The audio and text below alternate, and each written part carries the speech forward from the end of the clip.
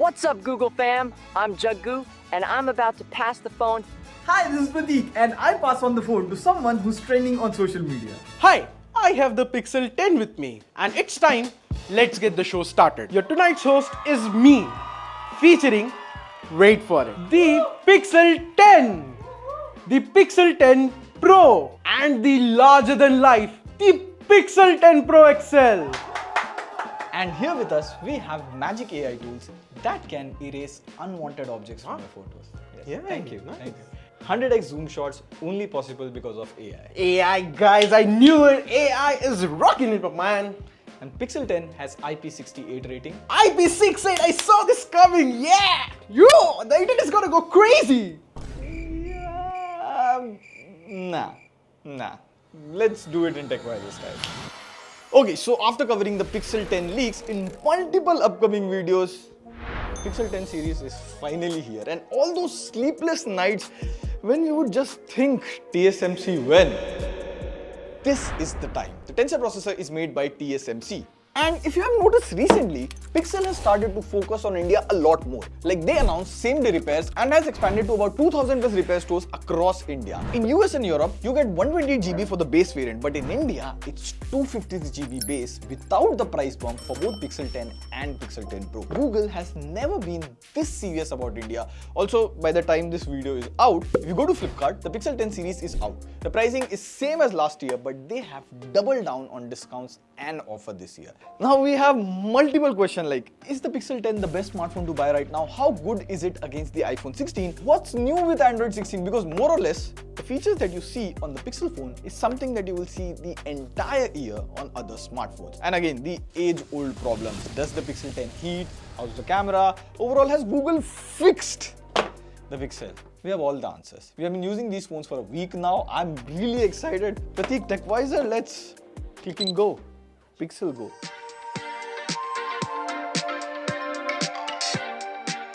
Now, starting with unboxing, Google is keeping it very minimal with their packaging. Now, the thing is, the packaging here is made out of recycled material. Inside the box, you get the phone, a Type-C to Type-C cable, SIM ejector tool, and again, minimal paperwork. Now, in this video, we'll mostly talk about the Pixel 10 and Pixel 10 Pro, and wherever necessary, we'll also mention the Pixel 10 Pro XL, because things between the 10 Pro and 10 Pro XL is more or less the same. Now, starting off with the design, Pixel is one of the most recognizable phones today, like this iconic camera bar.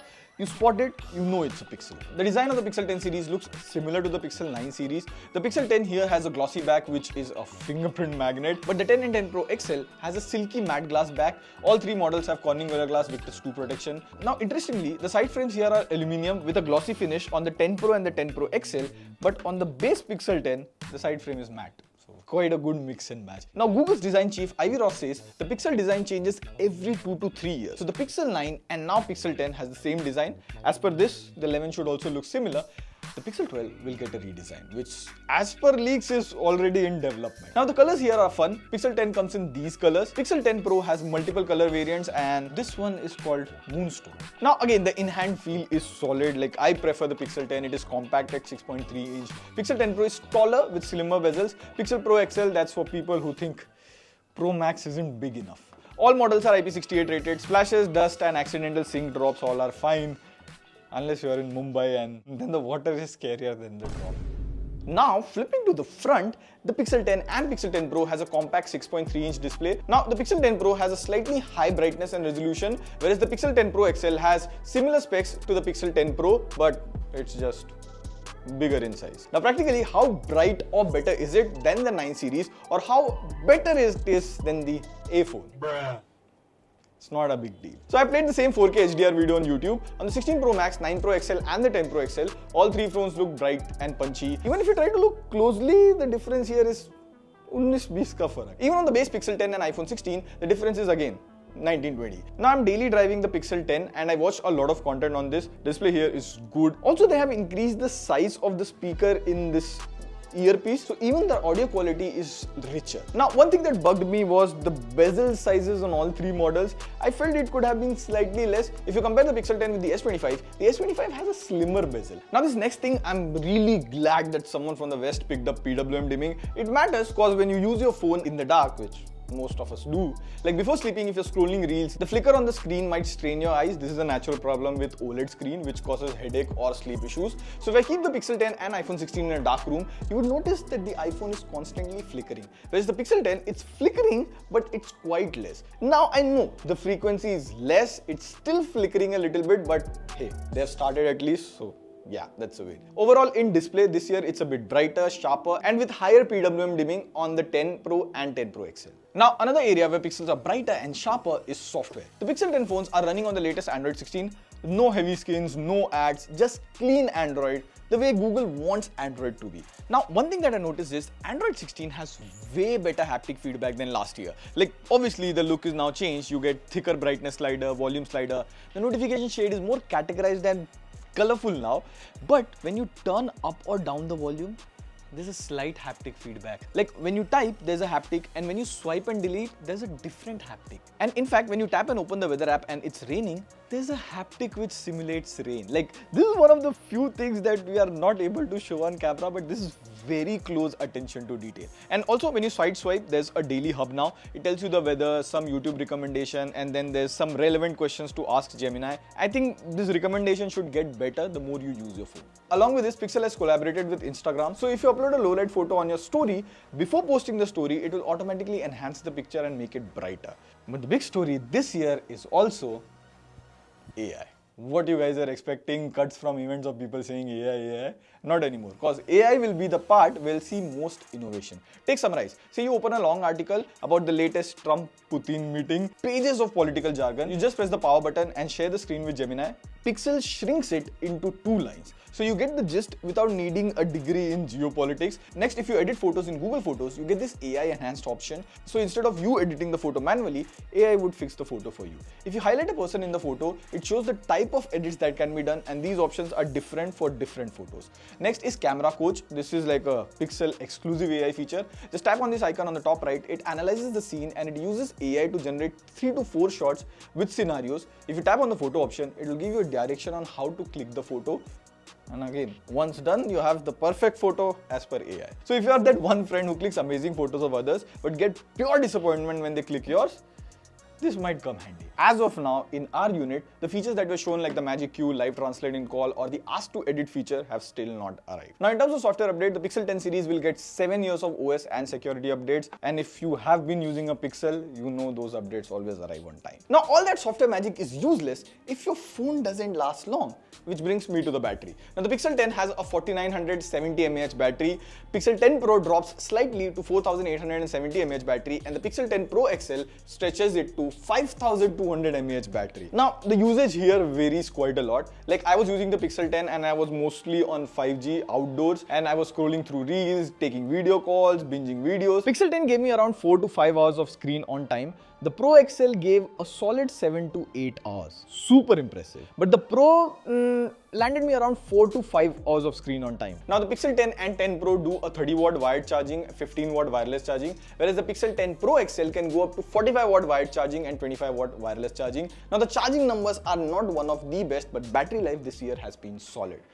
And finally, the cool bit, Pixel Snap. Like Google is the first Android phone to add Qi2 charging as well as magnetic charging. So you can snap on accessories like wallets and grip, just like MagSafe. Like about time Pixels joined the party.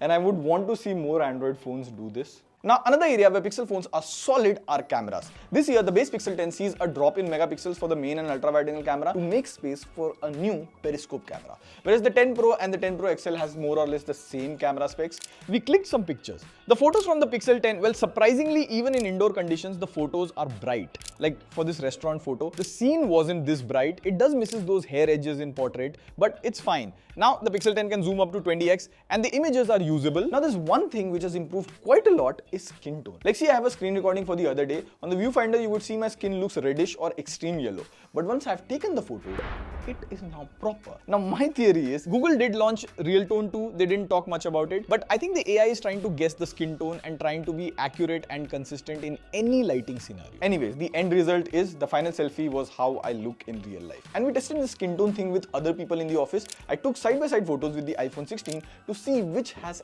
accurate skin tone. And not enough people talk about this, but when you put iPhone on darker or more Indian skin tones, it tends to yellow them. Rest, iPhone takes warmer colors, whereas Pixel has more cooler tones. Now, we also took some pictures from the 10 Pro and the 10 Pro XL. This year, the 10 Pro and the 10 Pro XL can zoom up to 100x. So this is the photo in 1x and this is in 100x. And if you see it in person, it's crazy good. Overall, the photos are similar to last year. Skin tones are improved this time, whether it is main camera or selfies. And videos have better stabilization even at 5x zoom. We'll have to test the camera a bit further, and that comparison video should be coming in just a few days after this goes live. Now coming to the most awaited part, which you all have been waiting for, performance. Now Pixel 10 series runs on the new Tensor G5 chip. It is built by TSMC this time, not Samsung. And that should mean better efficiency and less heating, right?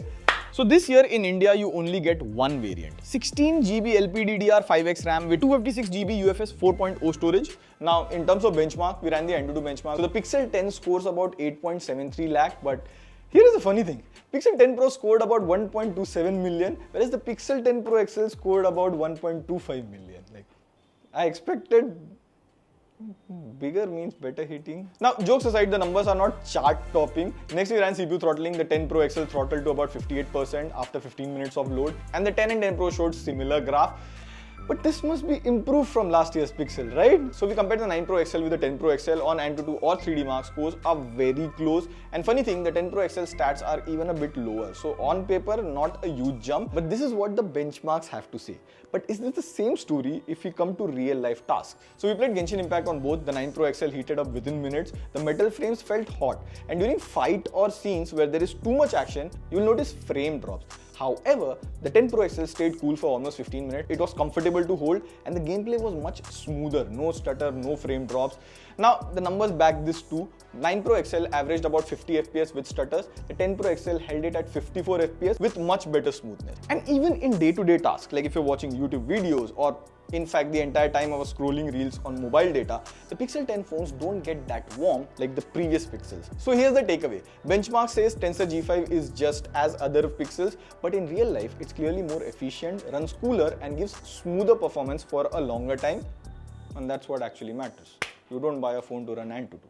So what's the verdict on the Pixel 10 series? See, the Pixel 10 feels like a proper refinement here. Like Google didn't reinvent the wheel, but I feel a lot of the small changes that made older Pixels frustrating is now fixed. Like just using the phone in mobile data, phone heats. Even when you're not using the phone heats because of the network switching. That is completely fixed. Even in heavier tasks, it is staying stable now. Now, coming to the most important part, pricing. See, if you go to Flipkart and see the Pixel 10 series pricing, it stays the same as last year in India. Now, Flipkart has some interesting offers and discounts available, like there's a 7,000 discount on HDFC card, plus there is a 5,000 exchange bonus on Flipkart. So let's say, for example, if your old phone's exchange value is 15,000, with the bonus, it would be now 20,000. So you can get the base Pixel 10 at 53,999, and that's a really good pricing. So to answer the question, did Google fix the Pixel? Kinda yes. They've started taking the baby steps. In the West, it might be even more appreciated, but in India, it's tough cause kind of competition you have in the premium category, that's very neck to neck. Now, credit where due, Google now seems to be a bit serious about the Indian market. Like they have expanded service center, introducing same-day repair, and launching Google Store online in India. And again, to make the Pixels more attractive to more Indians, they need to match up to what the competition is offering currently. And I believe with the Pixel 10, they will be there in an year or two. Let us know in the comments if you want a long-term review of the Pixel 10 or want us to compare the Pixels with S25 or iPhone 16. On that note, this is signing off. See you in the next video. Pew, pew, pew.